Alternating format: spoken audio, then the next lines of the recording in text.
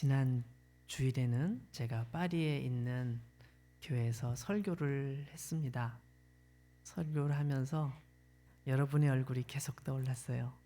그래도 나는 몽펠리에 사랑교회가 제일 좋아 이런 생각이 많이 들었습니다.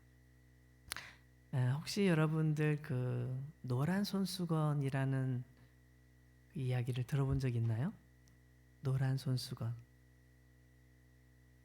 미국의 남쪽 도시 플로리다행 버스가 가고 있었는데 버스를 탄 어떤 한 사람이 있었습니다. 그 사람의 이름은 빙고라는 이름인데요. 그는 죄를 짓고 4년 동안 뉴욕의 형무소에 갇혔다가 석방이 되어서 집으로 돌아가는 길이었습니다.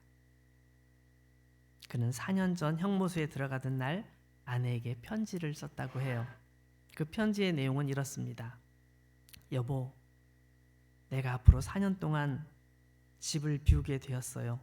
미안해요. 아이들한테도 정말 미안하고.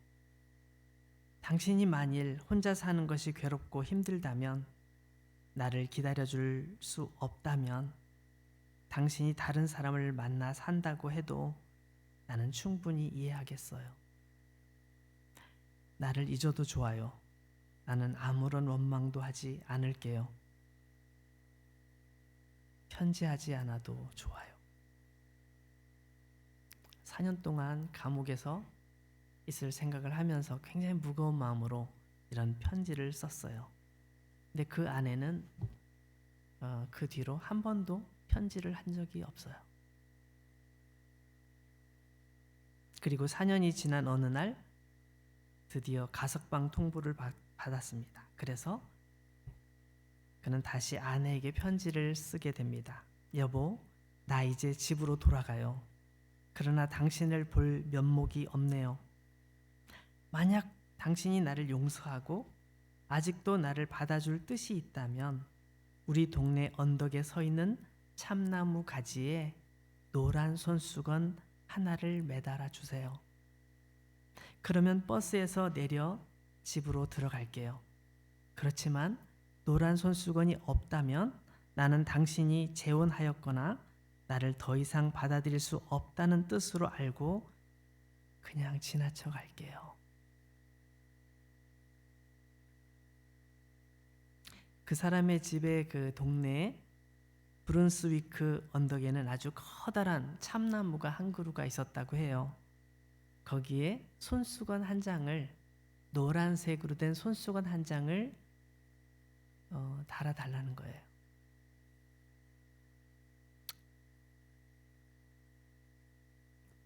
그가 타고 간 버스 안에서 사람들이 이 얘기를 알게 됐어요. 다들 서로 얘기를 주고받으면서 저 사람이 이런 얘기가 있대. 브룬스위크가 점점 가까워지면 가까워질수록 버스 안에 타고 있는 사람들이 다 긴장을 해요.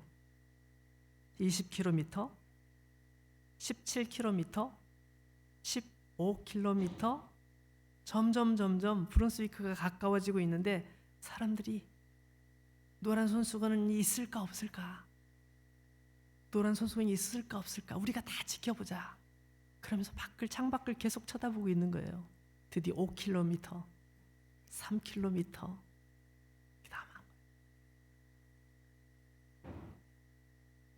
점점 마을에 가까워지고 있을 때 사람들이 와 소리를 질렀어요. 버스 안에는 모든 사람들이 소리를 지른 거예요. 손뼉을 치고 발을 구르고 자기들끼리 막 얼싸안고 춤을 추고 버스 안에서 난리가 났어요. 왜 그랬을까요?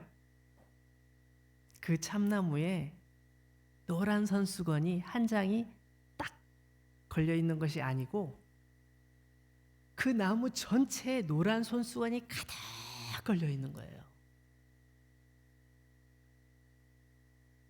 수백 개의 노란 손수건으로 온통 물결치는 것을 그 차에 타고 있는 사람들이 모두 보고 모두 환호성을 질렀어요. 여러분, 이 감동적인 이야기에서 노란 손수건이 의미하는 건 뭐죠? 이 죄수, 이 죄인이었던 어떤 남자의 아내가 나는 아직도 당신을 사랑하고 있습니다. 나는 지난 4년 동안 당신을 기다려왔고 나는 기꺼이 당신을 맞이할 겁니다. 나에게로 오세요. 지체하지 마세요. 혹시라도 못 볼까 봐 내가 이렇게 노란 손수건을 가득 걸어놨어요 라고 말하는 거죠. 그죠? 둘이 서로 사랑하고 있다는 것을 말해주는 사인인 거예요.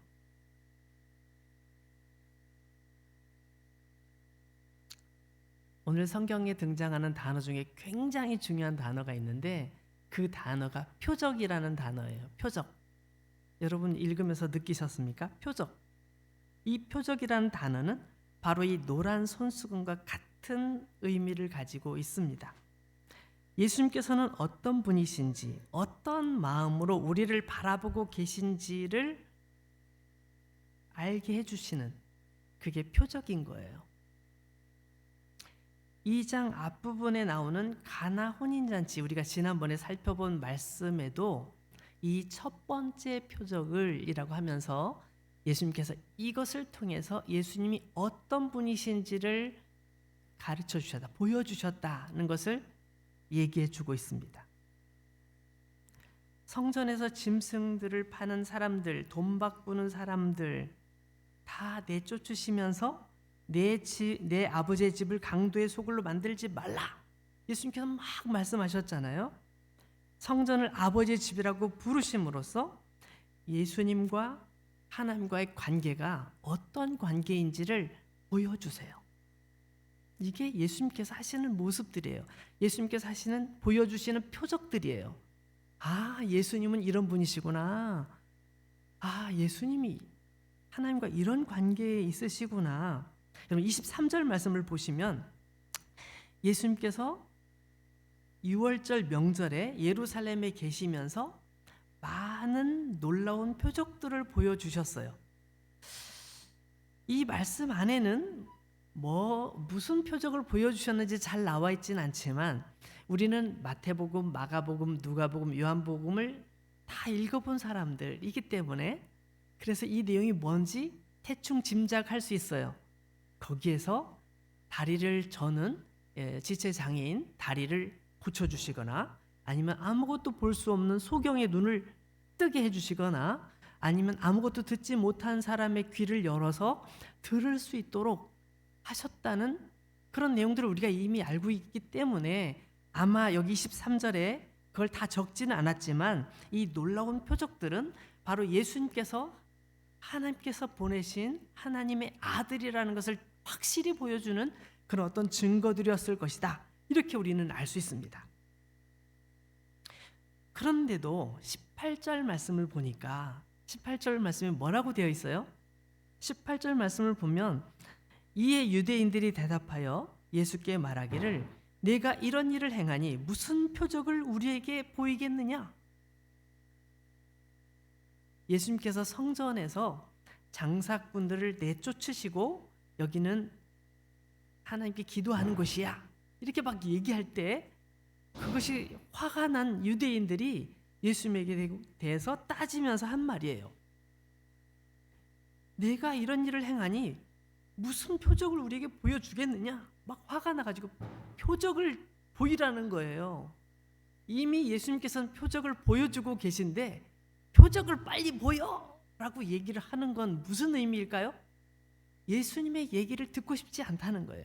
더 이상 예수님께서 하시는 것을 보고 싶지 않다는 거예요. 예수님께서 무슨 일을 하시든 누구를 고쳐주시든 어떤 말씀을 하시든 다 싫은 거예요. 그냥 예수님께서 우리 앞에서 사라지기를 원하는 마음으로 막 예수님께 표적을 보여달라고 얘기를 하는 것이죠.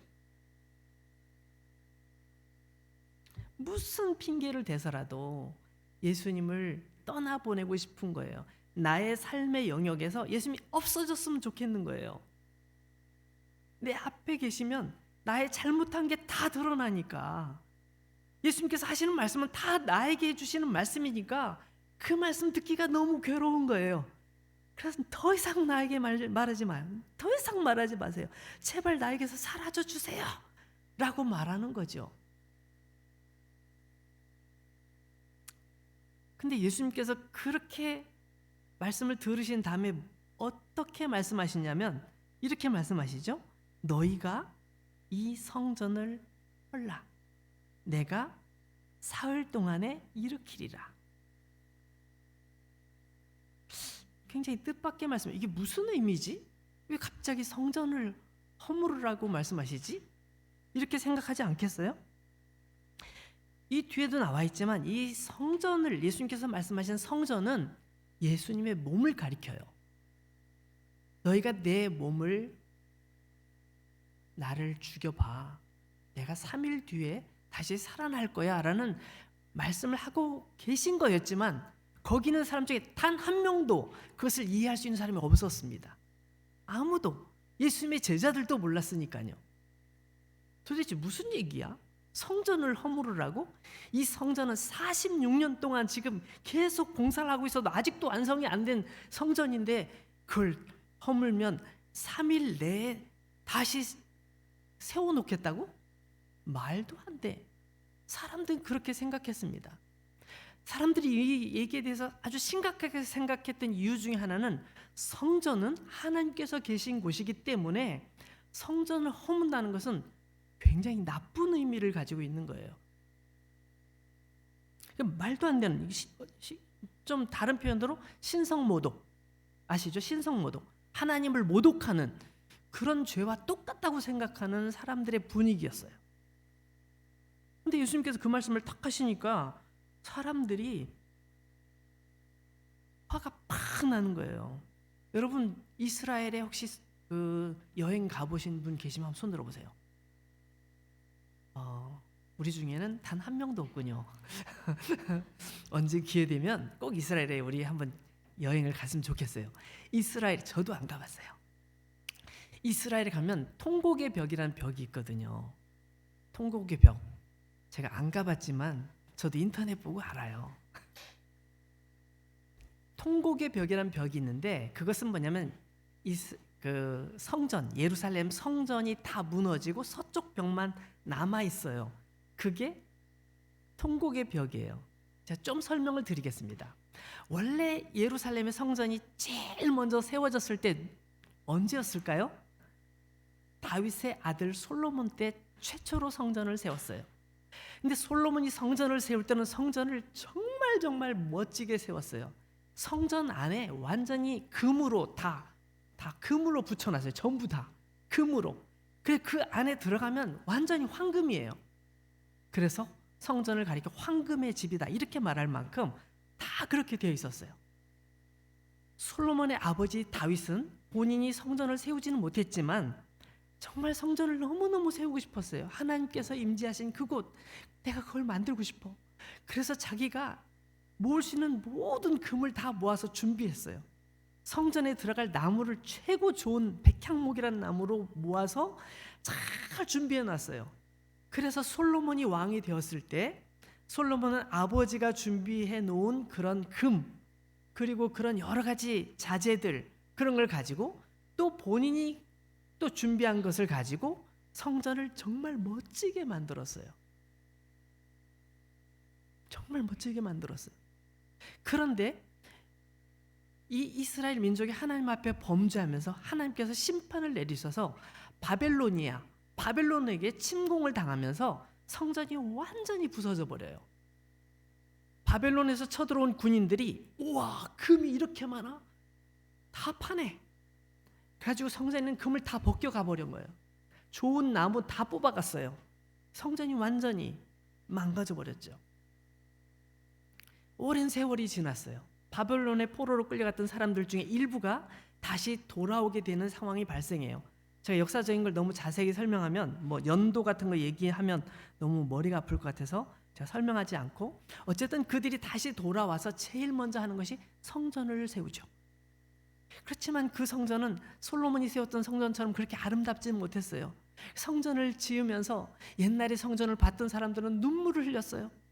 옛날의 성전 너무 아름답고 황금으로 아름답게 치장됐고 정말 너무너무 다 예뻤는데 이건 정말 우리가 하나님께 죄를 지으니까 이런 성전을 우리가 짓게 되는구나 하면서 정말 슬퍼서 울고 또 젊은이들은 드디어 우리가 하나님께 예배를 드릴 수가 있게 됐어 하면서 기쁨으로 성전을 세워가지고 막 기뻐서 춤을 추고 노래하고 막 그랬어요. 한쪽에서는 울고 한쪽에서는 기뻐하고 막 그런 역사가 있었어요. 그래서 성전이 있었는데, 그러다가 이제 로마 시대가 됐어요. 로마에서 이스라엘 침공해서 보니까 성전 있잖아요, 다 부수고 막 다 부숴버렸어요. 부숴버렸어요. 그리고 막 또 그 성전 안에다가 우상을 세워가지고 자기들이 믿는 신이 있잖아요, 신을 탁 세워놓고 예배를 드리려면 여기 예배를 드려, 하나님께 예배 드리지 말고 여기 예배를 드려, 이런 식으로 된 거예요. 그러니까 그 당시에 너무너무 그 유대인들이 화가 난 거예요. 그 마카베오라는 사람이 대표가 돼가지고 폭동을 일으켜가지고 막 싸워서 막 다시 성전을 탈취하고 막 그렇게 막 사건들이, 복잡한 사건들이 있어요. 그 뒤에 헤롯 왕이 유대를 통치하게 돼요. 근데 이 헤롯 왕은 유대인의 정통 유대인이 아니고 약간 이방 유대인이에요. 약간 피가 섞인 이두메라는 지역의 유대인이었어요. 그러니까 자기 정통성을 인정받기 위해서는 어떻게 되냐면 유대인들에게 좀 존경을 받아야 되잖아요. 뭔가 인정받아야 되잖아요. 그 고민하다가 결정한 게, 그래, 성전을 지어주는 거야. 다 무너진 것을 고쳐주고 좀 근사하게 만들어주고 좀 예쁘게 꾸며주면 유대인들이 다 나를 왕으로 인정해주겠지 딱 생각해가지고 헤롯 왕이 성전을 다시 증축을 합니다. 수리하고 증축을 해서 딱 멋지게 만들어줘요. 그래서 헤롯 성전이라고 말하는데, 이 헤롯 성전은 정말 옛날 솔로몬 성전만큼은 아니지만 멋있고 규모도 크고 잘 돼 있었어요. 그래서 유대인들이 그래도 헤롯이 좀 마음에 안 들긴 하지만 그래도 마음에 드는 것은 성전을 잘 건축한 거야, 이러면서 사람들이 위안을 얻었어요. 그런 상황이었던 거죠. 그런데 헤롯이 성전을 건축하게 해가지고 46년 동안 열심히 짓고 있었지만 아직 완성이 안 된 그런 상황이었어요. 여러분, 우리 바르셀로나에 여행을 가면 사그라다 파밀리아 그 성당 있잖아요. 그 성당은 지금 몇 년째 짓고 있어요? 150년? 어마어마하게 오래 짓고 있는데 아직도 다 안 졌어요. 2030년 또는 2040년 정도 돼야 다 완성할 수 있다고 그래요. 아직 언제까지 완성할 수 있을지는 잘 모르는데 아직도 짓고 있어요. 엄청나게 오래 짓는 성당이죠. 얼마나 정성을 들이면 그렇겠습니까? 근데 이 헤롯이 지은 성전 역시 계속 짓고 있었던 거예요. 근데 유대인들이 생각할 때 예수님께서 딱 나타나셔가지고 이 성전을 허물어봐, 내가 3일 이내에 다시 세울 거야 라고 말씀하신다고 생각하니 화가 치밀을 수밖에 없는 거죠. 하나님의 성전을 허물으라고 말을 하다니, 이런 화가 난 거예요. 사람들이 화가 그렇게 났던 거예요. 그러면 그 유대인들이 그렇게 생각하고 있으면 적어도 예수님의 제자들은 그거 아닙니다. 그게 아니고 예수님께서 말씀하시는 거는 예수님께서 우리를 위해, 우리의 죄를 위해 죽으시고 3일 만에 다시 살아나신다는 의미다, 이렇게 설명을 해야 되잖아요. 근데 그렇게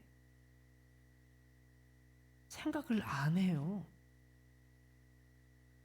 22절 말씀 보세요. 22절 말씀 보면 이렇게 나와 있죠. 죽은 자 가운데서 살아나신 후에야 제자들이 이 말씀하신 것을 기억하고 성경과 예수께서 하신 말씀을 믿었더라.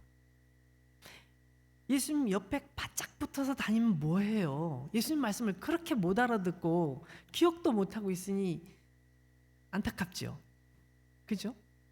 예수님의 제자들도 예수님께서 죽으신 다음에 다시 부활하시고 제자들에게 모습을 드러내 주실 때 그제서야 그때 그렇게 말씀하신 게 이거였구나, 3일 뒤에 살아나시는 예수님의 몸, 이거 얘기였구나, 예수님께서 그렇게 말씀하셨는데 우리가 그냥 지나쳤었지, 이게 그 말씀이구나. 그제서 알았다는 거예요.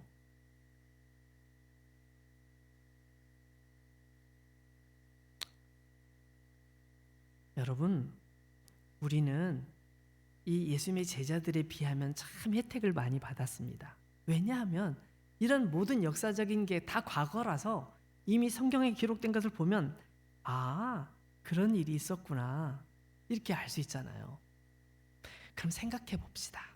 우리 자신들이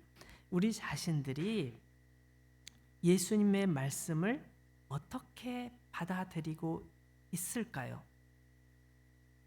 예수님의 제자들은 예수님과 같이 있으면서 계속 들려주시는 예수님의 말씀을 듣고도 믿지도 못하고 기억하지도 못하고 생각하지도 못했는데 우리는 그 말씀을 이렇게 다 가지고 성경의 신약 구약 다 모아서 우리에게 주셨는데 우리는 잘 몰라요. 잘 몰라. 교회 예배 드릴 때는 정말 믿음이 좋은 사람이 돼가지고 막 하나님 이렇게 예배를 드리면서 예배가 끝나고 딱 나가면서 이제 제 얘기가 아니라 어떤 목사님이 그러시더라고요. 어떻게 우리 교회 여러분들은 예배 시간은 다 천사 같은데 예배 끝나고 나가면서 다 잊어버리십니까? 다 잊어버려 아무것도 몰라. 그 성경이 나오는 얘기예요? 이렇게 얘기하고 어떤 사람 성경에 나와 있는데 막 말하는데 성경 얘기가 아니야. 자기 얘기지. 막 그런. 여러분 우리가 기도할 때 무엇을 위해 기도할까요? 하나님 돈 많이 벌게 해주세요. 돈이 많이 필요하거든요. 하나님 저 허리가 아픈데 허리 낫게 해주세요. 허리 빨리 나아야 돼요. 하나님 이번에 꼭 이 학교 들어가야 돼요. 이 직장에 취직해야 돼요. 하나님 정말 나를 싫어하는 사람이 있는데 나도 그 사람 싫거든요. 이사 가게 해주세요. 혹시 이런 기도들이 우리의 삶의 주를 이루고 있는 건 아닐까요? 나에게 유리한 것, 나에게 필요한 것, 내가 정말 갖고 싶은 것, 내가 뭔가 얻고 싶은 것, 그것을 위해서 기도하는 건 아닐까요? 여러분 23절, 24절, 25절 말씀을 보시면 여기에 굉장히 중요한 얘기가 들어있는데 한번 보세요. 6월절에 예수께서 예루살렘에 계시니 많은 사람이 그의 행하시는 표적을 보고 그의 이름을 믿었으나 예수는 그의 몸을 그들에게 의탁하지 아니하셨으니 이는 친히 모든 사람을 아심이요 또 사람에 대하여 누구의 증언도 받으실 필요가 없었으니 이는 그가 친히 사람의 속에 있는 것을 아셨습니다.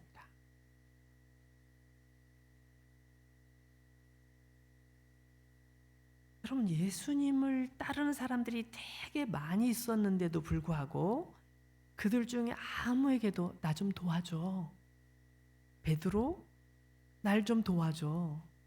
요한 나 너가 좀 필요해. 나 좀 도와줘. 한 번도 하신 적이 없으시대요. 왜 그러냐면 24절에 보니까 모든 사람을 알고 계시대요. 25절에 보니까 사람의 속에 있는 것을 친히 그분이 다 아신대요.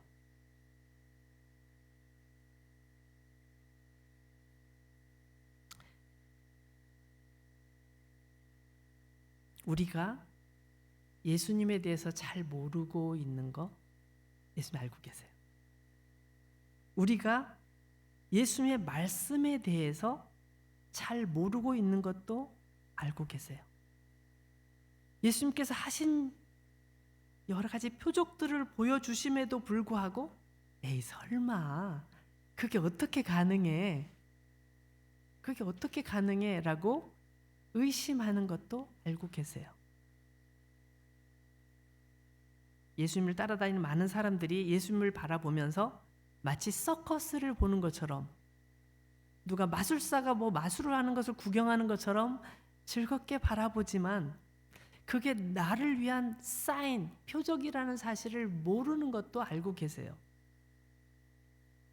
요한복음 6장 26절 말씀을 보니까 여러분 성경 가지고 있는 분들은 한번 찾아보세요.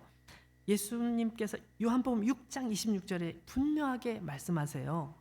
예수께서 대답하여 이르시되 내가 진실로 진실로 너희에게 이르노니 너희가 나를 찾는 것은 표적을 본 까닭이 아니요 떡을 먹고 배부른 까닭이로다. 이렇게 되어 있어요. 예수님께서 보리떡 5개, 물고기 2마리로 몇 명을 먹이셨죠? 5,000명? 예수님께서 정말 많은 사람들에게 놀라운 일들을 보여주시고 때로는 보리떡으로 물고기로 놀라운 일을 보여주셔서 그들이 맛있게 먹고 실컷 먹고 배부르게 먹고 와 이게 어찌 된 일이야. 예수님은 정말 하나님의 아들이시오. 이렇게 말을 하면서도 정작 그들에게는 예수님을 향한 믿음, 예수님이 어떤 분이신지 잘 모르고 그냥 먹고 배부르니까 재미있으니까 예수님 말씀이 너무 도움이 되니까 그렇게 예수님을 따라다니고 있다고 예수님께서 직접 말씀해 주셨습니다. 여러분 지난번에 우리가 함께 나눌 때 나다나엘이라는 사람에 대해서 말씀을 나눈 적 있잖아요. 나다나엘은 무화과 나무 밑에서 뭔가를 하다가 예수님께 왔는데 예수님께서 너 무화과 나무 밑에 있을 때 내가 봤어 라고 말씀하시는 순간 깜짝 놀래죠. 내가 무화과 나무 밑에서 무엇을 하고 있는지 이분은 다 알고 계시구나. 그걸 느끼게 된 거예요. 마찬가지로 예수님께서는 우리의 마음속에 있는 것 다 알고 계시는 거죠. 우리 속에 무엇이 있는지 생각해 보면 우리가 하나님 앞에 섰을 때 하나님께서 뭘 보실까요? 우리 속에 우리 스스로 생각할 때 하나님 앞에 서면 우리의 부끄러운 것들이 드러나겠지. 우리가 죄 지은 거, 잘못한 거 다 드러나겠지. 우리 생각하잖아요. 양심이 생각하잖아요. 맞아요. 성경에 그렇게 나와 있으니까요. 우리 속에 죄인된 거, 거짓된 거, 타락한 거 그런 것들이 다 드러날 거, 다 예수님 다 보고 계셔요. 근데 그것만 보고 계신 것이 아니라 또 한 가지 우리 스스로는 이 문제를 도저히 해결할 수 없는 전적인 부패함, 우리가 아무리 착하게 살려고 해도 안 되는 거, 정말 노력을 해도 안 되는 거 그것도 알고 계세요. 그래서 예수님께서 뭐라고 말씀하셨냐면 예수님께서 그런 말씀하시잖아요. 너희 눈이 범죄하면 어떡하라고요? 빼어버려라. 너희 손이 범죄하거든 잘라버려라.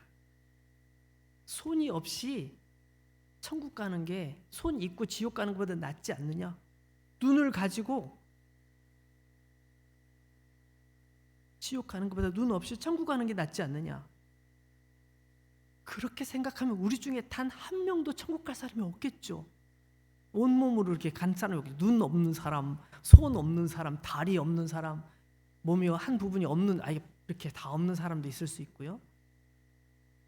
예수님께서 그렇게 말씀하신 건 뭐냐면 우리가 하나님의 법 앞에 섰을 때 완전하게 나는 죄 없습니다 말할 수 있는 사람이 단 한 명도 없다는 거예요.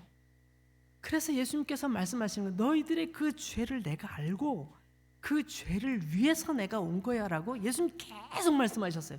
귀에 못이 박히도록. 여러분 성경을 읽다 보면 지루해요. 지루해. 왜냐하면 그 말씀을 너무 많이 하시니까. 이거 지난번에 하셨는데 또 하시네. 우리가 그렇게 못 알아듣는 줄 아세요? 우리가 눈치 없는 줄 아세요? 다 하셨잖아요 라고 우리가 생각할 만큼 계속 말씀하세요. 혹시라도 우리가 못 볼까 봐, 우리가 혹시라도 지나칠까 봐 계속 말씀하시는 거예요. 여러분 구약성경 이사야서 55장에 보면 한번 볼까요? 성경을 찾아주세요. 이사야서 55장에 보면 이런 말씀이 있는데 이건 하나님께서 우리에게 주시는 정말 축복의 말씀이 아닌가 생각이 듭니다. 이사야 55장 8절 9절 말씀을 제가 6절부터 한번 읽어보겠습니다. 여러분 성경책 갖고 싶은 분, 성경책이 필요한 분 계시면 저한테 얘기해 주세요. 제가 저희 집에 성경책 가지고 있는 게 있는데 그걸 전해드릴게요. 예배 시간에 성경책을 꼭 가져오면 좋겠어요. 휴대폰도 좋지만 사실 저는 휴대폰보다는 종이 성경을 더 원해요. 그래서 밑줄도 긋고 색깔도 이렇게 칠하고 하면서 잘 기억하면 좋을 것 같아요. 혹시 필요한 분 얘기하세요. 나중에. 자, 이사야 55장 8절 9절 말씀입니다. 다 찾으셨겠죠?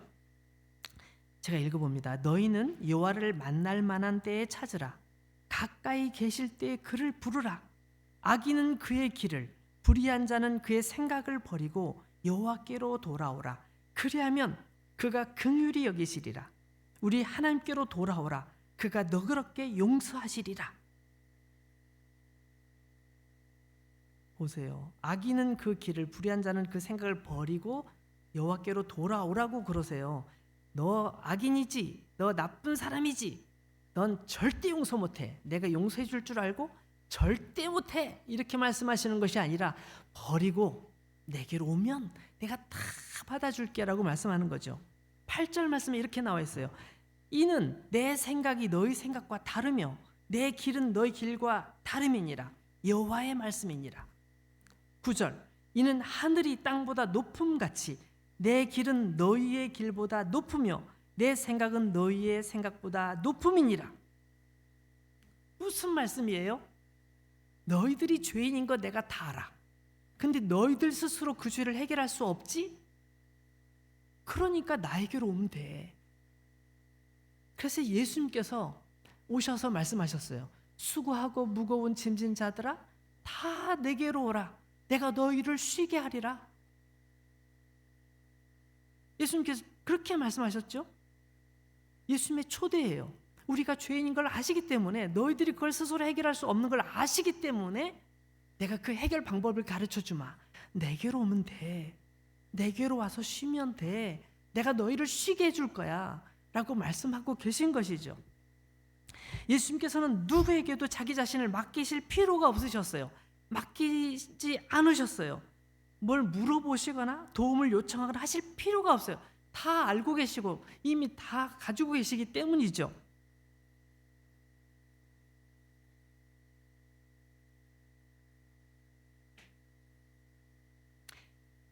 좀 재밌는 얘기 하나 말씀드릴게요. 제가 학생 때, 고등학생 때, 대학생 때 우리 같이 기도하는 친구들이 있었다고 전에 말씀드린 적 있잖아요. 같이 기도를 많이 기도했는데 그때 여러 가지 은사들이 나타났어요. 그래서 막 방언을 받거나 아니면 뭐 기도하면서 환상을 보거나 뭐 이런 일들이 나타났어요. 의도하지는 않았는데 기도하다 보니까 막 나타나가지고 기도 끝나고 나면 한 친구가 그랬어요. 잠깐만, 내가 좀 아까 기도하는데 우리 교회 종탑이 이렇게 옆으로 기울어져 있더라. 막 쓰러질 것 같이 그런 모습이 보였는데 우리 교회를 위해서 다시 한번 기도하자. 그렇게 하는 친구가 있었어요. 근데 제가 아끼는 후배 김경훈이라는 제 사랑하는 후배가 지금 미국에서 살고 있는데 그 후배가 어느 날 저한테 그렇게 얘기했어요. 형, 나 그냥 이렇게 사람들의 마음을 읽을 수 있는 그런 능력이 있었으면 좋겠어. 그래서 사람들이 막 슬픈 일, 아픈 일 있을 때 말도 못하고 혼자 고민하는 사람들을 보면 내가 그 사람 위해서 기도해주고 싶어. 그렇게 얘기를 하더라고요. 그래서 제가 뭐라고 얘기하겠어요? 귀여운 후배에게 그래, 그럼 기도하면 하나님께서 그런 능력을 주실 거야 라고 저는 거의 빈말로 얘기를 했어요. 근데 어느 날 눈이 동그라져 갖고 왔어요. 형, 사람들의 마음이 보여. 사람들의 마음이 느껴져. 그쵸? 진짜 놀랬죠. 진짜로? 진짜로 느껴진다는 거예요. 그래, 넌 정말 하나님께서 좋은 은사를 주셨구나. 그러면서 그럼 열심히 기도해야 되겠다 그러는데, 그러고 나서 얼마 지나고 나서 다시 형, 안 되겠어 도저히 안 되겠어. 왜? 사람들의 마음을 보니까 너무 힘들어. 사람들이 속에 가지고 있는 마음들이 착한 마음, 좋은 마음만 있는 게 아니라 나쁜 마음 이런 거 있잖아요. 그게 막 보이니까 너무 힘들다는 거예요. 그래서 이거 어떻게 하면 좋을지, 내가 하나님께 은사를 받았는데 이거 어떻게 하면 좋을지 모르겠다는 거예요. 그래서 그러면 하나님께 다시 기도해. 그걸 잘 이겨낼 수 있는 힘을 달라고 기도해. 도저히 안 되겠어. 나는 그 하나님 이거 가져가 달라고 가져가 주세요. 그렇게 기도할 거라고 하더라고요. 그러고 나서 얼마 뒤에 정말 해피한 모습으로 나타났어요. 그 더 이상 안 나타나고 이제 더 이상 모르겠어. 아무도 모르겠어. 난 이게 너무 행복해. 그래서 제가 우리가 하나님께 은사를 받는 것도 좋지만 그 은사를 내가 쓸 수 있는 능력이 없으면 꼭 안 받아도 괜찮구나 이런 생각을 하게 됐어요. 제가 드리고 싶은 말씀은 이거예요. 하나님께서 그런 은사를 딱 주셔가지고 그렇게 사람들의 마음을 읽을 수 있는 능력을 받기도 하지만 실제로 예수님께서는 얼마나 그 능력이 많으셨을까? 그죠?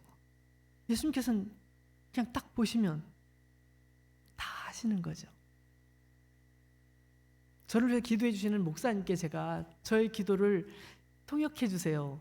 저의 기도를 제가 방언으로 기도할 때 통역해 주세요. 그랬더니 그 목사님이 저의 기도를 딱 들으시다가 이렇게 말씀하셨어요. 하나님을 사랑합니다.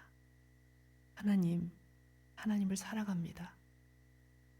우리 성모 학생은 그렇게 기도하고 있습니다. 라고 저한테 얘기해 주시는데 제가 눈물이 주르륵 나더라고요. 제가 그렇게 기도하고 있었거든요. 하나님, 저 가진 거 하나도 없고 저 능력 하나도 없지만 전 정말 주님을 사랑합니다. 주님밖에 없어요. 전 그렇게 기도하고 있었던 시기였는데 그렇게 하나님께서 내 기도를 들으신다고 하니 제가 너무너무 감사했어요. 여러분, 우리의 연약함 때문에 하나님께 못 나가는 것이 아니라 연약하기 때문에 하나님께 나가는 거예요. 우리가 부족하기 때문에, 우리가 아무것도 아니기 때문에, 정말 우리는 죄인이기 때문에 하나님께 나가는 거예요. 하나님, 전 정말 죄인이에요. 정말 부족해요. 그래서 하나님 말씀을 더 많이 알고 싶고 하나님의 마음을 더 알고 싶어요. 저에게 가르쳐 주세요. 저에게 하나님의 뜻을 가르쳐 주세요. 그래서 하나님께 나가는 거예요. 예수님께 더 가까이 나가는 거예요. 오늘 말씀 제목을 제가 친히 모든 사람을 아심이라고 성경 본문에 있는 말씀을 가지고 제목을 잡았어요. 예수님께서 친히 우리의 모든 것을 아셔요. 여러분이 지금 가지고 있는 고민, 힘든 거 아세요? 어떤 경우는 하나님께서 일부러 훈련시키시느라고 어려움에 이렇게 집어 넣으실 때도 있거든요. 주님께서 이렇게 보시면 아이고 귀여워라, 조금만 더 참아, 그럼 이겨낼 수 있을 거야. 예수님께서 그렇게 보고 계실 수도 있어요. 너가 지금 사탄에게 공격을 받고 있구나, 내가 막아주겠어, 내 힘으로 안 되지, 내가 도와줄게. 그런 경우도 있어요. 각자 상황이 다 다르죠. 모든 상황이 달라요. 그러나 모든 상황 속에서 친히 우리의 모든 것을 주님이 알고 계시다면 그럼 우리는 어떻게 해야 될까요? 우리는 어떻게 해야 되죠?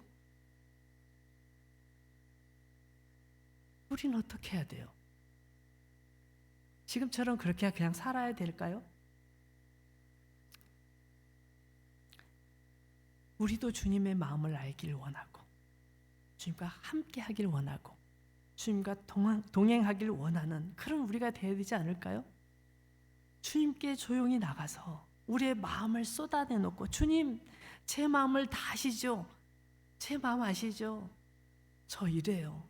저 지금 이런 상황이에요. 주님, 주님의 도우심이 필요해요. 주님 함께 해주세요. 우리가 주님께 잘 못하는 기도지만 우리 입술을 열어서 기도해야 되지 않겠어요? 우리가 주님께로 나가야 되지 않겠어요?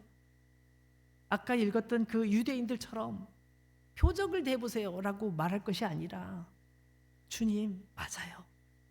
주님, 제 마음 아시죠? 저 힘든 거 아시죠? 제 상황 아시죠? 주님, 저를 도와주세요. 저와 함께 해주세요. 우리는 그렇게 기도하고 하나님께로 나가야 될 줄로 믿습니다. 우리가 일주일에 주일날 교회 와가지고 예배 드리고 이게 끝이라면 일주일 동안 어떻게 주님의 마음을 알겠어요? 그렇죠? 그러니까 오늘 도전을 받고 일주일 동안 더 주님과 동행하는, 주님과 함께 살아가는 우리 모두가 되어지기를 소망합니다. 같이 기도하겠습니다. 우리 말씀 생각하면서 기도하겠습니다.